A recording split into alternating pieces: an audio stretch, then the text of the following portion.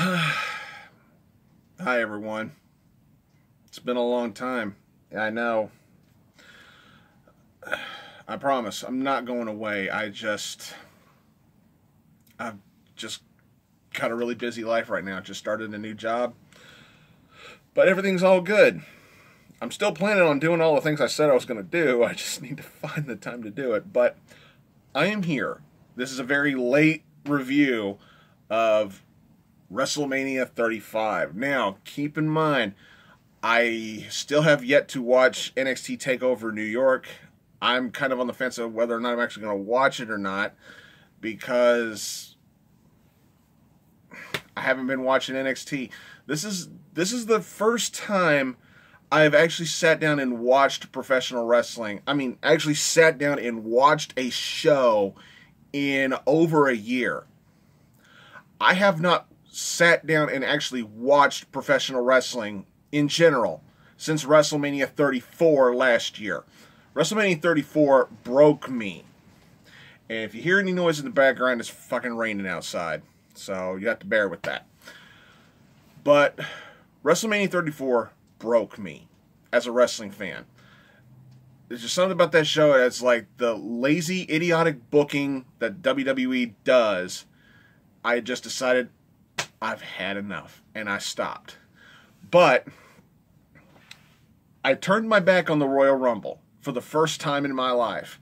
I have literally watched every single Royal Rumble since I was a child. I've gone through every one of them. And this year was the first time I deliberately skipped the Royal Rumble. I don't count the greatest Royal Rumble shit from Saudi Arabia. Fuck that show. That doesn't count. In my heart, that don't fucking count.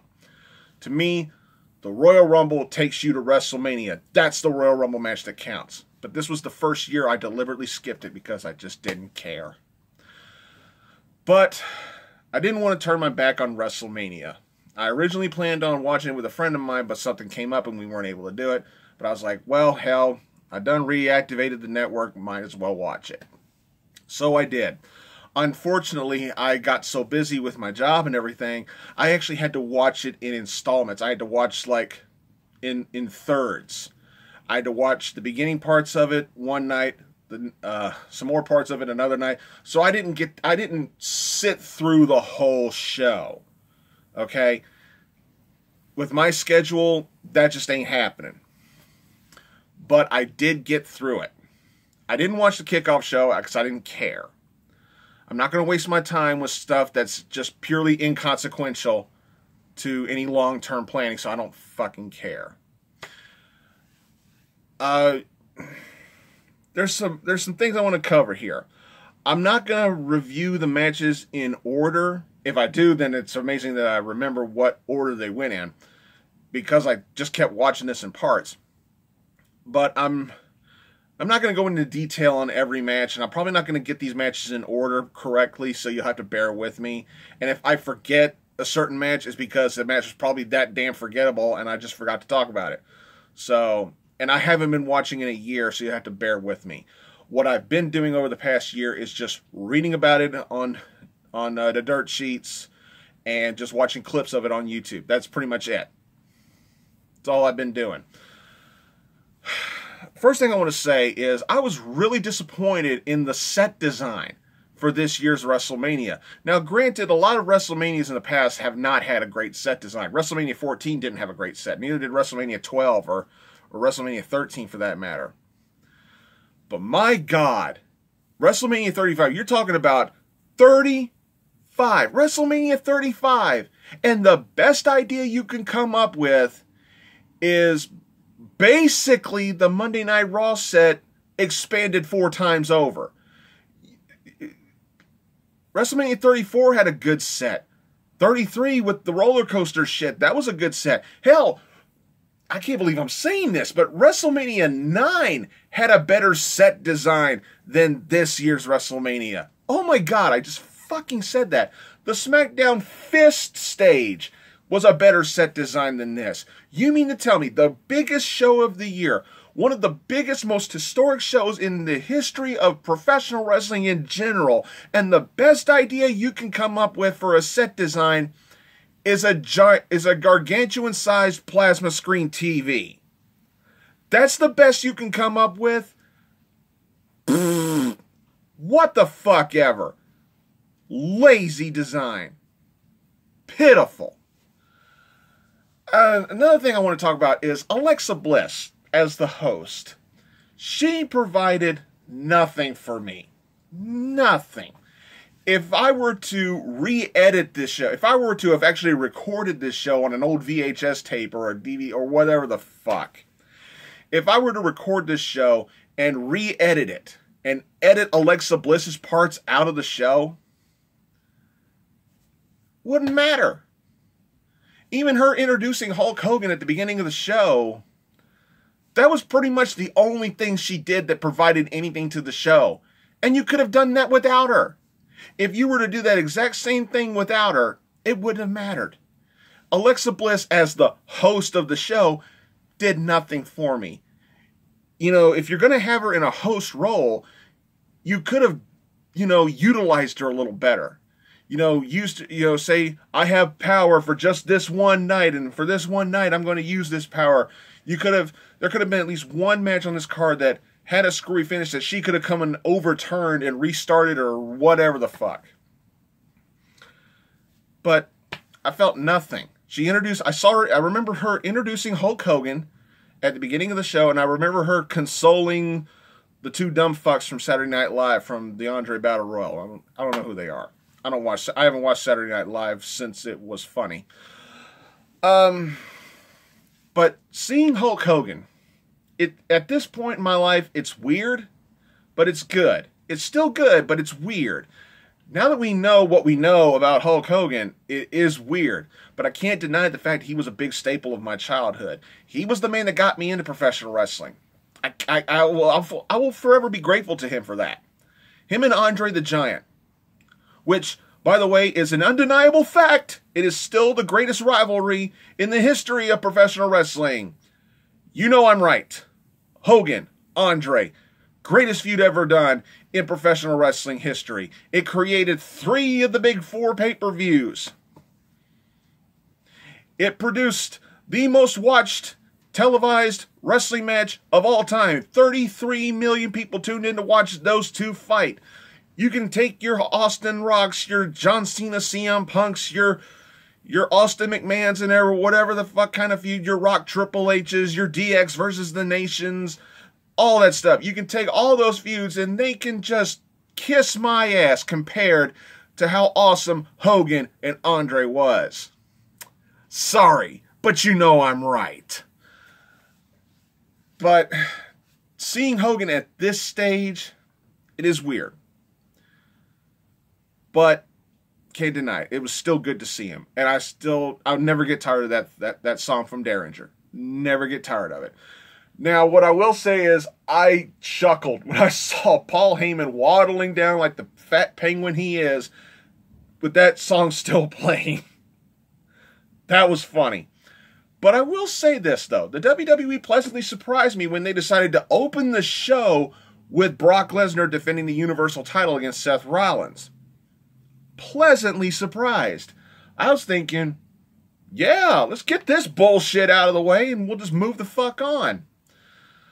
Because at this point, I didn't really care anymore. It's like WWE constantly putting that belt on Brock Lesnar shows they don't fucking care about that belt, so why the fuck should we? So let's just get it done, get it over with, and get it out of the way so we can move on. Now, as far as this match goes between Lesnar and Rollins, for what it was done well. It was booked well. It was presented well. You made Lesnar look like the monster. You made him overconfident, and Seth Rollins capitalized on, a lapse on Lesnar's part, and Seth Rollins wins the match with 3 curb stomps. He solidifies Seth Rollins' curb stomp by having him beat the Beast Incarnate.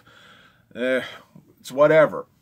At this point, I couldn't have cared less who was facing Lesnar as long as you just get that belt off of him. That's what the mentality was. So the WWE did the right thing here by opening the show with Lesnar. This is the guy who main evented WrestleMania, and now he's curtain jerking the show. That's where he belongs, in my opinion. If he doesn't respect the business enough, then don't fucking book him in the main event. But, yeah, Lesnar wins. I mean, Lesnar loses, excuse me. Seth Rollins wins, and he's the new Universal Champion. Great. Oh. And then let's see, what was the next match? I believe it was the women's tag team title match. I don't know. It's like my memory of modern professional wrestling, of today's professional wrestling, is not as strong as it was 20 years ago. But the women's tag team title match, the Iconics won. Good for them. I didn't care. It was good to see Bret Hart present Natalya and Beth Phoenix, but let me say this. To the arrogant prick who decided to attack Bret Hart at the Hall of Fame ceremony. What the fuck were you thinking, dude? You attacked a legend who's not physically healthy enough to defend himself. And you do it because you felt like it was the right thing to do. And then you got your ass whooped, and then you cried about it online. What the fuck did you think was going to happen, you dumb son of a bitch? You get in there, you trespass, you assault somebody, and then you get your ass handed to you, and then you're crying about what the fuck did you think was going to happen? And props to Dash Wilder for knocking that motherfucker out. Gets big props from me. But, yeah, the women's tag team titles, I could care less. And right before I started, earlier in the day, before I turned this camera on to do this, I learned that Sasha Banks has apparently quit the WWE over her having to drop the tag team titles. Sorry, Sasha, you don't always get to fucking win. Sorry. The SmackDown tag team title match. Honestly, the highlight of it for me was Cesaro's swing, and that was pretty much it. The Usos retain. Big whoop. I still would have liked to have seen the Usos defend against Big E and Xavier, so that these two teams, the two staple teams of probably the whole company, could have finally had a clash, team versus team clash at WrestleMania. As many matches as these guys have had, I don't recall them actually having a just 2-on-2 match at a WrestleMania. That's astounding. You know, it is what it is.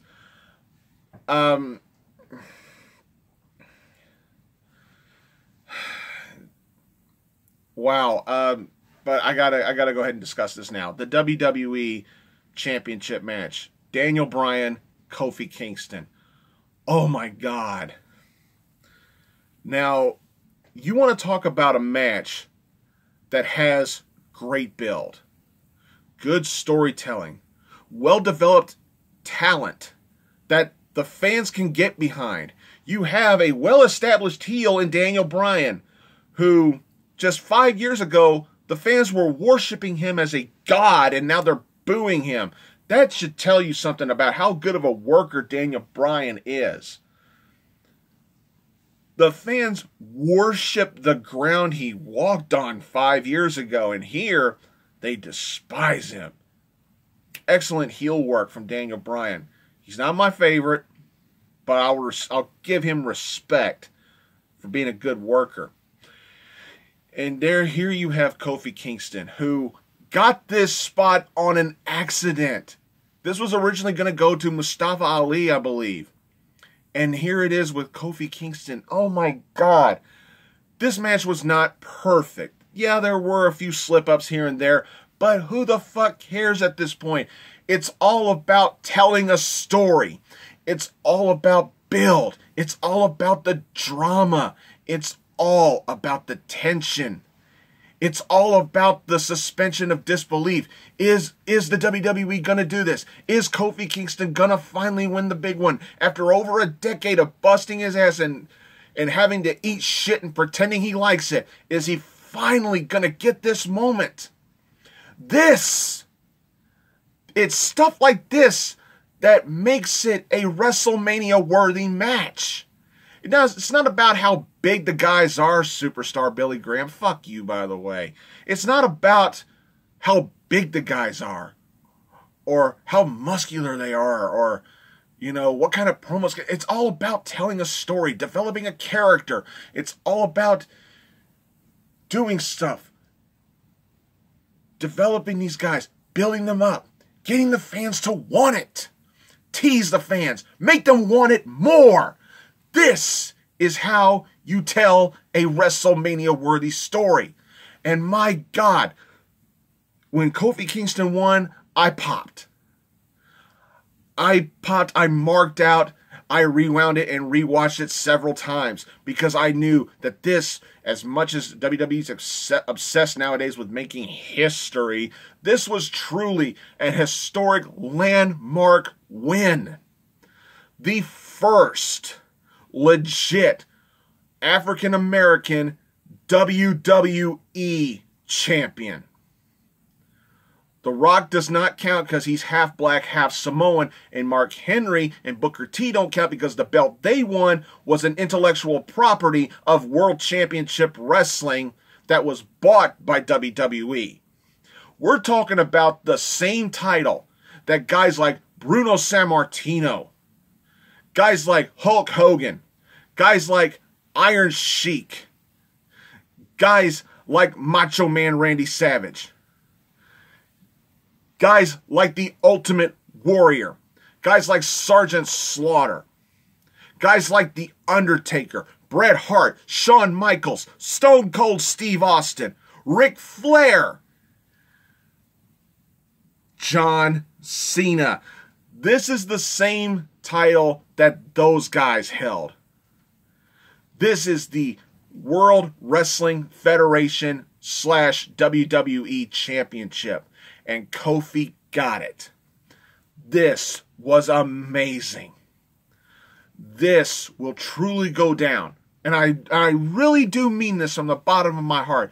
This will truly go down as one of the most monumental wins in the history of professional wrestling because of what it represented. Because of how it felt to see somebody of color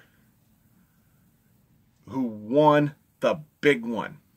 And he didn't win it just because he was getting a pass because the WWE all of a sudden one day just decided they aren't racist anymore. No, this is a man in Kofi Kingston who for over a decade worked his ass off.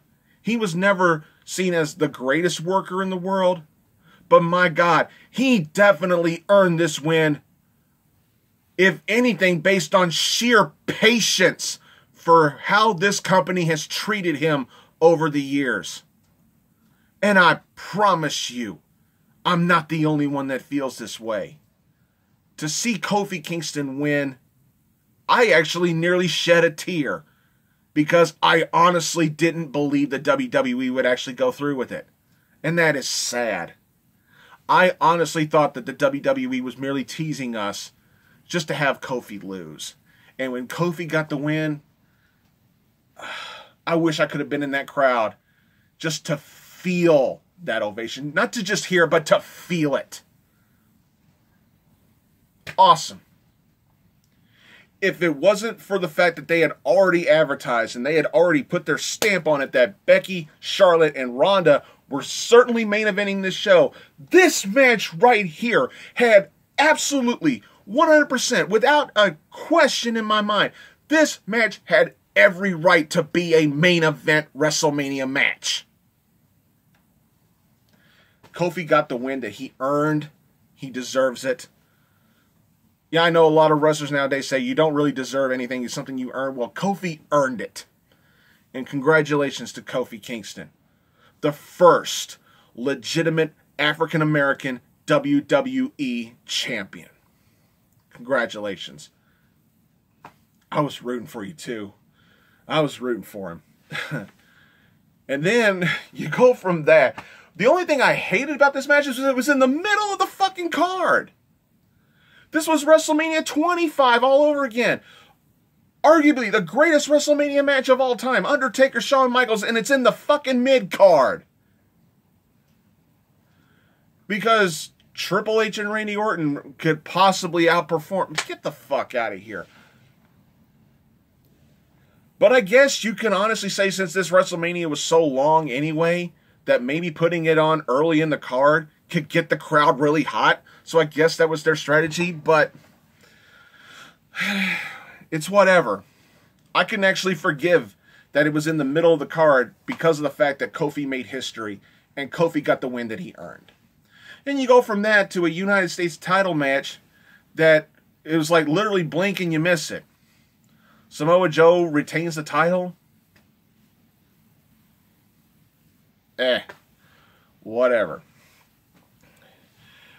But to me, here was a WrestleMania moment. It's not always about matches. It's about moments. And this moment here with Elias and John Cena, this was magical.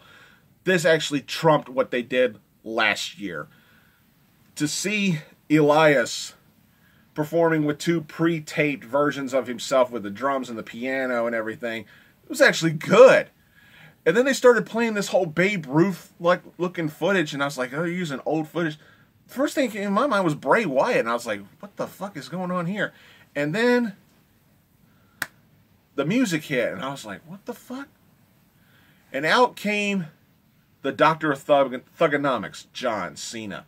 Now, folks, if you have hated John Cena for as long as you have to understand, you probably weren't exposed to this John Cena. But I popped for this as well, because to see him come out in the jersey with the cap and the chains and the knucks and everything, he's spitting rhymes on Elias and delivering the F-U. Guys, I want to tell you something. This was my John Cena. We didn't get the Marine. We didn't get the Fruity Pebbles. We didn't get none of that. For a lot of you younger fans who like to hate on John Cena, you probably never got to experience this John Cena. This was the older generation. This was our John Cena. This was John Cena when liking John Cena was acceptable. This was when John Cena was legitimately cool. And he made the jab about turning heel and everything. This was originally a heel character from John Cena, the Doctor of Thugonomics, and it got the fuck over. And to just see this, and Michael Cole botched this really bad when he said it was back in 2002. In 2002,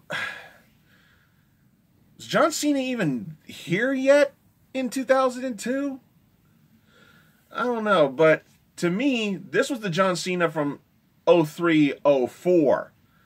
This was John Cena when I liked him, before he went to the Marine and the Fruity Pebble shit. But it was what it was. Now, I need to say something here, and I'm going to use this right here. Pulling out this toy here. The Intercontinental Championship. Now, for those of you who know me personally, you probably already know, this may not be my favorite belt design. It's my favorite championship, because this is the championship that is certified to make future legends. It doesn't have a perfect score batting average when it comes to making future legends. But this was like the workhorse title. This was the title that everybody wanted to grab hold of first when they got into the World Wrestling Federation / WWE. It was the Intercontinental title. And this should tell you how bad WWE's booking is. I actually forgot that we had an Intercontinental title match at this year's WrestleMania between Bobby Lashley and Finn Balor. I forgot all about it. The WWE managed to make my favorite title feel irrelevant again. But my God, I hated this match. I hated this Intercontinental title match because, one, it was dull, and two, the wrong guy won. I'm sorry. Don't get me wrong, I like Finn Balor. I think he would make a great babyface IC champion. But then you got a guy looking like Bobby Lashley. This is a guy that looks like a star. This is a guy that looks like he could be a main eventer. This is a world championship wrestler. This is a guy who should be main eventing pay-per-views, who should be winning world titles. And he's jobbing to Finn Balor with fucking paint on his face. This is my biggest problem with Finn Balor. Finn Balor's pizzazz is his entrance, and once the entrance is done, it's over with. And there's literally no difference in how he wrestles when he's regular Finn Balor or when he's the Demon. If you're gonna go with the Demon, have him come up with different moves that, that he will only use when he's wearing the paint. There is literally no difference between them. Finn Balor wrestles exactly the same whether he's wearing the paint or not, so why the fuck would you bother? If you're gonna use the Demon, train him or have him train himself to develop moves that he will only use when he's wearing the paint. Otherwise, there's no fucking point. And I facepalmed when I saw him powerbomb this little stick figure, this little fuck stick in Finn Balor powerbomb a musclehead like Bobby Lashley. Like, you're seriously doing this. And don't even try to make excuses saying, well, it's just like Hogan and Andre. It's just like Cesaro and Big Show. No, it's fucking not. This was the WWE's way of patronizing the smart marks out there who think that the smaller guys should be the bigger badasses. That's not how professional wrestling should be done. If you were going to have Finn Balor beat Bobby Lashley, you should have done it the way Velveteen Dream supposedly beat Matt Riddle, by having him get his ass whipped and then sneak out a win and surprise Lashley. You don't have a stick figure beat a mountain in a dominant fashion. It doesn't work. And speaking of stuff that doesn't work, Triple H versus Batista, no holds barred. We're going to rip him, brother. I hated this match. It was boring. It was boring. Honestly, the highlights of the match was what happened before the match started. You have Batista coming out to a goofy entrance with a bunch of cars, and he fucking trips on the ropes on the way in. Yeah, way to look badass, Batista. Makes his ring, he gets in the ring, he trips, and you might as well hear a da-da-da-da-da-da. And you have Triple H coming in. And this match, I'm not going to lie, folks. I'm not going to lie. I had to rewind the show and pick up where I left off because I fell asleep during this match. And I had come to this match, and I started on my third installment of finishing the show. This is where I started this match. And like a few minutes into the match, I fell asleep. I legit fell asleep during this match. Had to rewind the show and watch this and try to get myself through this match. I felt nothing from this match. And I already knew going in that Triple H was going to win this match because God forbid he don't get a WrestleMania match every year. He's going to put his career, this is the second time I can recall him putting his career on the line at a WrestleMania, and he goes over. I'm sorry, I felt nothing from this match. I felt nothing at all. I wasn't surprised that Triple H won. I didn't care. I just didn't care. And God damn it, I wanted to care because I like Batista. I like Batista. And I can respect Triple H, but this match just didn't do nothing for me. Did nothing for me. And the pedigrees that Triple H gave Batista looked sloppy as hell. These were the two of the sloppiest pedigrees I've ever seen. It looked like Well, he was trying to jam Batista's neck, and it was like Batista clearly forgot how to take a fucking pedigree. Okay, now if I have forgotten any of these matches, I'm sorry, but I want to talk about the main event. Becky, Ronda, and Charlotte. Okay, I get you're doing the winner take all thing, but my God, poor Asuka. I'm like, whose cornflakes did she piss in? Could have given Asuka a WrestleMania match and given her win back from last year. But it is what it is. Honestly, I'm perfectly fine with this match main eventing because it needed to happen. Because Becky Lynch is arguably the hottest star in the company right now. The fans really love her, and the fans despise Charlotte, and they're starting to turn on Ronda at this point in the game. It's time for the WWE to use this main event spot to establish a star like Becky Lynch. And for what it was, this match was fine. If I could take one thing away from this match, I'm thinking to myself, how much fucking coffee did these girls drink before they went out there to wrestle this match? Because watching this match, there were points where it was tough to watch this match because they were so jacked and so hyped and so full of energy for this match. There were times I was thinking to myself, God damn, slow the fuck down. Calm the fuck down.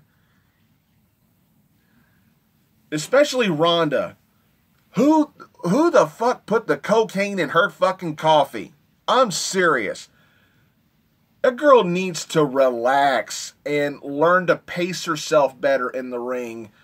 It looked ridiculous at times. I'm not going to lie. I'm not going to just kiss all these women's asses because they're providing the first women's main event in WrestleMania history. I'm not going to kiss this match's ass. There were lots of problems in this match. It's like the scary bumps here and there. It is what it is. I have no problems with Becky winning. That was the right decision. But my God, that finish. I was sitting there watching this match, and the referee counted 3, and Becky wins. And I stood up. I got up out of my chair and I went, "What? Wait, that's it? That's it? It's over?" I was like, what an abrupt, out of fucking nowhere finish to your main event of WrestleMania. Now, I have no problems with abrupt finishes in main events on the pay-per-view. You know, Sting did it with Ric Flair in 1990 at the Great American Bash. That's a good example. But you're going to do it at a WrestleMania? It's going to catch everybody, including Ronda Rousey, off guard? And then a couple days later, I read a report saying that wasn't really supposed to happen that way. That Ronda was supposed to get out of the pin, get thrown out of the ring, and then Becky was supposed to tap out Charlotte and make Charlotte submit, thus protecting Ronda and having Becky get the big win. I believe that because that sounds like something that WWE would do. But what an abrupt fuck you finish that was. And the fact that Ronda's shoulders weren't even firmly down for the 3 count. And when you have the announcers when you have the commentators sounding confused about the finish, then you know that the finish was botched. Your first ever women's main event in the 30 plus years of WrestleMania, and you fucking botch the finish. Well, at least the right girl won. Becky Lynch. That was a good win. If I have to, look back at this WrestleMania, I have to say that the WWE did the right thing. with all three. There were three big stories going on for this year's WrestleMania. And thankfully, they started the show with the least interesting story with Seth Rollins and Brock Lesnar. And they ended it with the most interesting story with Becky Lynch, because this was shit that's been building since, I believe, SummerSlam. Now, I didn't watch SummerSlam, so I don't really know. But all three of their big stories had the happy ending, had the right ending, and the right people won. So I will give credit where credit is due. It was good to see Hogan. It was good to see Brett, my favorite wrestler of all time. It was good to see him. And I'm thankful he didn't get seriously hurt at the Hall of Fame induction. But this WrestleMania was far from perfect. It had its fair share of problems, its fair share of slip-ups. And but I will say this. This was probably the best WrestleMania for me since 30. 31 through 34 were kind of forgettable, or just had a whole lot of who gives a fuck feeling to it. This was the best WrestleMania I've watched since 30, but that's still not saying much. This show definitely had its fair share of problems, but overall I can say I thought it was good for what it was. Well, so I'm through rambling on about this. Let me know what you thought about WrestleMania 35 in the comments below. I'd love to hear your feedback on that. If you think I'm wrong about any part of the show, well, that's just y'all. The fact is, the WWE did the right thing.